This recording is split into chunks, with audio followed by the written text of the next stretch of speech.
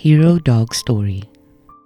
Mrs. Agartha was screaming at the top of her voice. She wouldn't stop shouting and crying at the same time as she pointed at something in the river behind her house. There had been a terrible storm last night which caused a lot of damage in the city, and for people like Mrs. Agartha, who lived very close to a river, it was worse. Some part of her house had been carried by the flood, but as she kept screaming, it became evident that something besides her damaged house was wrong.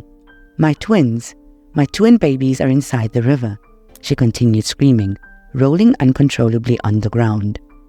Officer Brad and his canine police dog named Zero were present on the scene as they were patrolling the neighborhood. Immediately as Brad opened the car door, Zero leaps out of the car and straight to where Mrs. Agartha was screaming for help. Upon sighting the 5-year-old twin girls in the flooded river, Zero jumped in to save them. One of the twins was hanging by a broken tree branch, while the other was being carried away by the flood. Zero first went to save the one being carried by the flood. It was a strong storm, and the current flow was very strong, which made it hard for Zero to swim, and easier for the twin to be carried away. But Zero managed to get to the twin and allowed the current of the river to carry them while he swam close to land. A brilliant skill that enabled him to use less energy to swim. Brad followed all the way and was able to get hold of the first twin. "Good boy," Brad said to Zero as he grabbed the child from his jaw.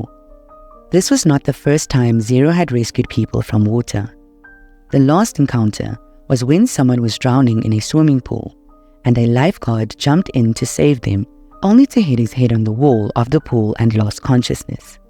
It was Zero who dived in to save both the drowning person and the lifeguard. But this was a different situation. This was not stable water, but a flowing one with strong current. To make matters worse, Brad himself was recovering from a gunshot injury and was unable to actively participate. A few weeks ago, during an operation, Brad had been shot by some notorious bank robbers during a robbery. The robbers, who were now being tagged as the invisible robbers because they have not been caught, and no one knew how they escaped even during a hot chase. One of the robbers shot Brad in the arm, and when the shooter came close to shoot him in the head, Zero jumped on him and caused severe injury to his face.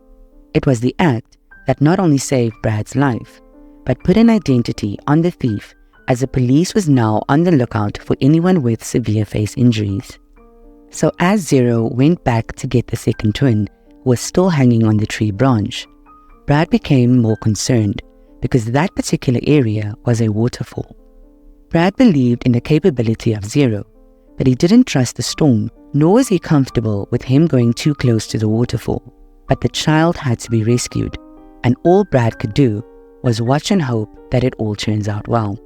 Zero eventually got to the spot with a lot of struggling, grabbed the twin by the collar with his teeth, and continued swimming away.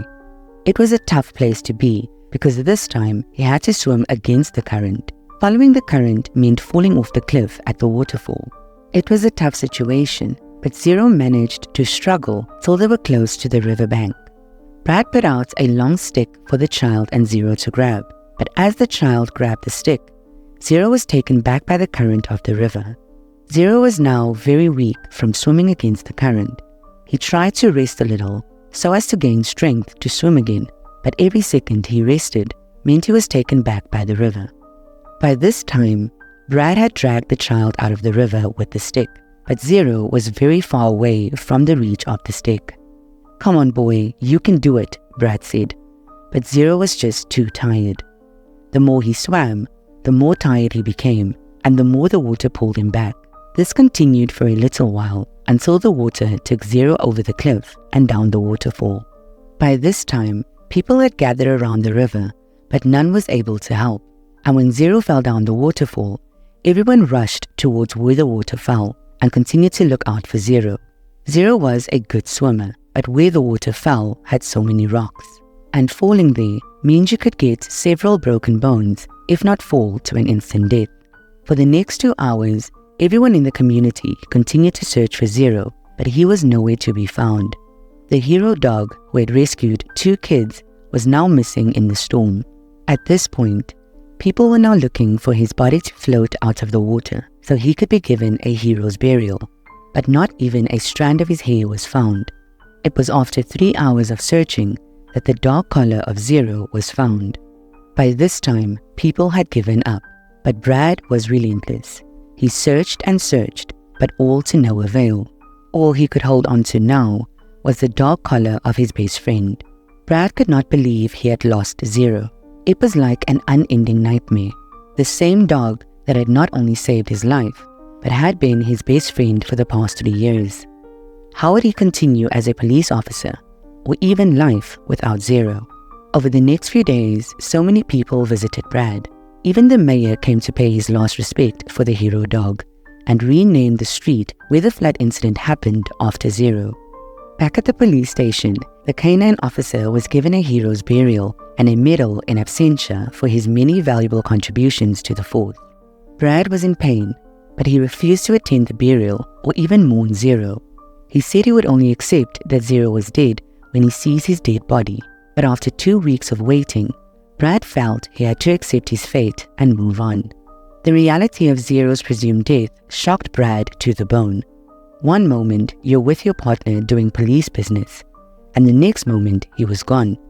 One moment you're running in the streets with your partner, and the next moment you're walking down the same street with a heavy heart and bowed head. Everything reminded Brad of Zero. From the silence in the car when you usually hear the soft panting of Zero from behind, to the lonely walks on the street where you usually walked with Zero. Even the bed of Zero was now empty, and Brad believed that no other dog would be able to take the place of Zero. In his sober state, Brad began to remember how he had met Zero, and how they formed a strong bond. Zero's former partner had been shot in a gun battle between the police and a drug gang, and that made Zero not only sad, but hostile. Even after 3 months without a partner, whenever they tried to attach another handler to Zero, he would revolt by either continuously barking and growling or even attacking the officer. After several trials, the police department was now contemplating whether Zero would be put up for early retirement or even adoption. That was when Brad stepped in. Brad was in need of a dog partner, and Zero either needed a handler or would be retired early. When Brad saw Zero, he instantly loved him. He was warned about the aggressive behavior of the dog, but he was adamant that this is the dog he wants. When it was time to approach the dog, Brad took his time to approach Zero. He tried not to look at him directly in the eyes and put his hands behind as a show of not being a threat. But as Zero barked at him, he noticed the dog limped a little.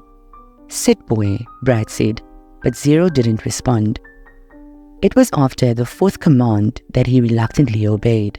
Brad got close to him, raised his left foot as Zero started grunting, and discovered a small object was inside the foot of Zero. He tried to remove it, but noticed it was very painful for Zero. So he got a doctor to surgically remove the object from his leg. After this was done, Zero did not only feel more comfortable around Brad, but his insistent barking had reduced. That was the beginning of a newfound relationship that even other officers began to envy. After 3 months, Brad and Zero were now so close. They were inseparable. They continued to work together for the next 3 years, and there were so many heroic things they did together that dog handlers used them as an example of the perfect handler and canine-dog combination. Zero was fast, strong, and obeyed Brad's command. The duo was responsible for the success of so many sting operations. Where other dogs failed, Zero always got ahead. Now, all Brad has as a memory was the dog collar. Back at the force, the police continued to show concern about the invisible robbers. They had robbed 3 banks in a space of 1 month. The last chase the police gave them, they had cornered them into a bush path, and when they tried to apprehend them, they only saw their cars, but there was no trace of them. They searched the bush as well as the rocks, but couldn't find them. Again, it was as if they had disappeared off the surface of the earth. One bright afternoon, Brad was at the office when he started hearing some cheers outside. People were screaming in jubilation and shouting, "Brad, come out, he's back, he's back." As Brad stepped out, he was met with the most pleasant surprise ever. There, in front of the police station, was Zero. His leg was wrapped in bandages, but his eyes were filled with immense joy. They ran to each other's arms in what appeared like a slow-motion scene in a love story. Brad cried tears of joy as Zero wagged his tail and clung to the arms of Brad. "Please say thank you to this good woman who brought him back," an officer said. "Thank you so much, ma'am. We thought he was dead," Brad said. "Well, when we found him, he was almost dead," the woman said. "He lay almost lifeless by the riverbank in our village, and we had to rescue him. He had some broken bones, but we treated him and put him in bandages, as you can see. He had always tried to go back home, but because of his broken legs, he couldn't walk, nor could he swim across the river. But immediately as his legs became a little stronger, he led us to your house, and we were told by your neighbor to come to the police station where you work." Brad was just overjoyed. He thanked the woman and took Zero to a vet. His wounds were properly nursed, and in no time he fully recovered. But after Zero came back, he had not stopped barking. This was the same thing he did before meeting Brad, and Brad knew something was wrong. At first, he thought it was the change of environment, or maybe the wounds had not properly healed. But after a few days of incessant barking and growling, Brad decided he was going to find out what was wrong. Zero had been trying to take Brad somewhere, but it appeared the distance was too far, so each time Brad followed him, he would end up taking him back home. But this time, he decided he was going to get to the root of the matter. Zero took Brad to the scene where the flood took place and tried to cross the river by swimming, but Brad held him back. Brad then hired a boat which took them across the river. Zero kept on leading Brad through the forest till they got to a village. By this time, Brad was getting tired, but he was determined to see it to the end. When they got to a narrow bush part, Zero was now walking quietly, so Brad followed suit, knowing that they were close to a discovery. Then Zero got to a spot and sat down, facing forward with his tail standing straight. Upon observation, Brad noticed a building ahead with some men smoking and wielding guns. Something fishy was going on there, and not only had Zero discovered it, but Brad knew something had to be done immediately. Brad then put a call through to headquarters, informing them of a strange situation and how dangerous it could be. He then told them to proceed silently with caution, as any sudden movement could not only jeopardize but aggravate the situation. Then, he sent them coordinates of where he was. First, they sent men on foot and made arrangements for a helicopter to come around should there be a chase. The men on foot silently took positions and developed a strategy of engagement. Soon, it was time to raid the place, and they sure did. Because they had the advantage of the element of surprise, it took less than 15 minutes to take over the whole place, and what they discovered was a national discovery. First, they discovered that some people had been kidnapped and kept there. Then they found numerous drugs and guns, as well as explosives in the house. They also found a very large amount of cash, and after counting it, was a little over $5 million. During the raid, after they had almost gotten everyone arrested and victims rescued, Zero continued to bark in front of a door. They thought everyone had been apprehended. Little did they know that there was still some danger looming. It was when Zero started barking that Brad knew something was wrong yet again. He and some officers forcefully opened the door, and a man with a mask stood there with a grenade in his hand. It was obvious that if he threw it, there would be an explosion. Seeing that there was concern, he tried to negotiate his escape, threatening to release the grenade if anyone came close. The officers moved away from him, but not too far from view. He managed to get on a bike, started it, and just before he zoomed off, threw the grenade at the officers. Brad then used his rifle to hit the grenade as though it was a tennis ball, and it swung into an isolated area and exploded. Just as all this was going on, Zero had chased the man on the bike and brought him down, biting him so hard it took the command of Brad before he let him loose. Then, they removed the mask of the guy and saw his face had a healed wound. That was when it dawned on them that this was the guy who had been previously wounded by Zero in a bank robbery where Brad was shot.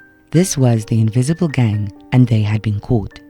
The press was having a field day at the crime scene. Several reporters and media houses were recording and giving a live report. This was one of the biggest operations in the state, and this discovery was made possible because of Zero. The unfortunate flooding incident had made Zero get to the other side of the village, and during the course of his healing, he often wandered away, looking for how to get back home, but the river was too big for him to swim, especially because his broken bones had not properly healed. It was during one of these moments that he discovered the secret hideout of the gang. That was why he kept on pestering Brad to go there with him, because he knew he needed more hands on deck. The praises began to rain on Brad and his canine partner. They both got medals and were now national heroes. They had successfully solved the case of the gang that had been terrorizing banks and citizens, and they did this with little or no help, save for the raid. Brad and Zero became instant celebrities as they gave numerous interviews and were even visited by the governor. Brad and Zero were now inseparable, two friends loyal to each other in a friendship bound by unbreakable love.